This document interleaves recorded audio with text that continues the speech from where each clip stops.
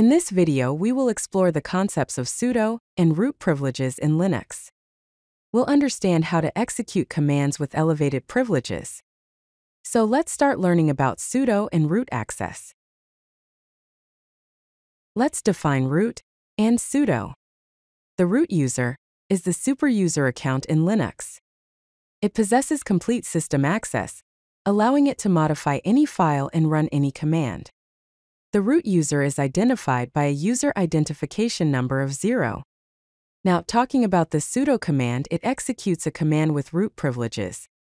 It requires password authentication. All actions performed with sudo are logged for security reasons, and it's configured through the etc/sudoers file. Here are some basic examples of using sudo. To run a command with root privileges, prefix any command with sudo. For example, sudo apt update. You'll be prompted for your password, and after you provide it, the command will run with elevated privileges. To check what commands you can run with sudo privileges, use the command sudo --l. This lists the commands that you are allowed to run as sudo. Now let's explore some advanced sudo options. To run a command as a different user, use the -u flag followed by the username. For example, sudo --u postgres --psql will run the psql command as the postgres user. To preserve environment variables while using sudo, you can use the -a flag to preserve all environment variables. Alternatively, you can use the --preserve -nv equals to specify which variables to keep, such as path, java_home. Let's discuss sudo session management. Sudo caches your password for a default timeout period, usually 15 minutes. This means that after you've entered your password once, you don't need to enter it again for subsequent sudo commands within that time frame. To extend the sudo timeout without running a command, use sudo --v. This validates your sudo timestamp.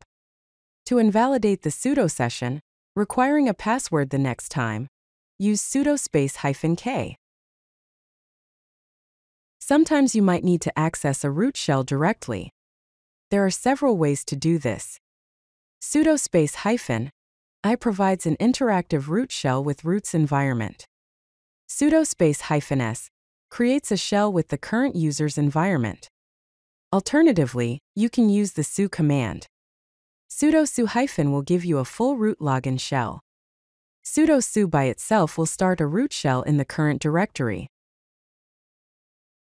The etc/sudoers file controls who can use sudo and what commands they can run. This file specifies user privileges and group privileges. For example, it can allow members of the sudo group to execute any command. It can also define user-specific privileges, such as allowing a user to run apt update without a password. Always edit the sudoers file with vsudo to prevent syntax errors and ensure the file is properly formatted. It's crucial to follow sudo security best practices. Limit sudo access to only trusted users. Restrict the commands users can run with sudo to the minimum necessary. Set appropriate timeout values for sudo sessions. Enable sudo command logging to track usage.